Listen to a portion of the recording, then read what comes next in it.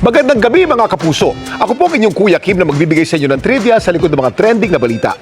Abot langit ang pagkamangha kahapon ng mga residente sa Palawan nang tila may bubulusok na apoy sa kanilang kalangitan. Habang sa South Cotabato naman, nagliwanag ang langit sa pagsulpot ng isang tila gumagalaw na bituin. May koneksyon ba ang dalawang insidente ito? Bibigyan natin yan ng liwanag. Ayun o, 23. Napatingala kahapon ng maraming residente ng Puerto Princesa City at ilang karatig bayan sa Palawan. Nang sa kalangitan, ito ang kanilang naispatan. Halabi, rocket? Isang bumubulusok at nag-aapoy pang bagay. Parang usok lang talaga siya. Gumuhit lang po siya.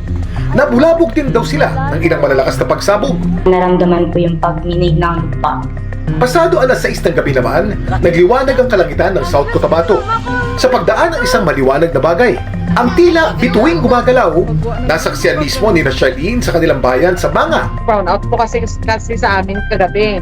May sabi na mixer shower. Paglabas ko, may nakita kaming parang flashlight.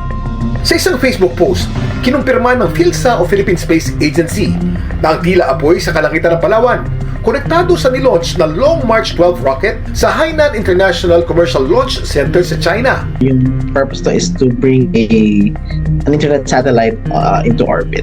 Kasunod ng rocket launch, naglabas ng PhilSA ng advisory hinggil sa inaasang pagbagsak ng mga rocket debris sa katubigan ng ating bansa.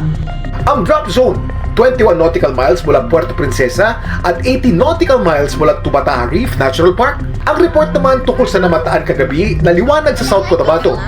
Nakarating na rin daw sa pamunuan ng PhilSA. Mahirap sabihin kung ano nga ba talaga itong mga nakita sa South Cotabato. Kasi during sunsets, nagiging visible din yung mga ibang satellites that are in orbit. Nagre-reflect din sila ng ilaw papunta sa atin. Paalala naman ng PhilSA sa publiko, sakali bang may namataang mga suspected rocket debris, ipagbigay alam agad ito sa otoridad. When our citizenry do find yung mga rocket debris, pagbigay alam na lang po sa mga kinauukulan for appropriate actions. Iwasan po natin na maging in contact with this debris.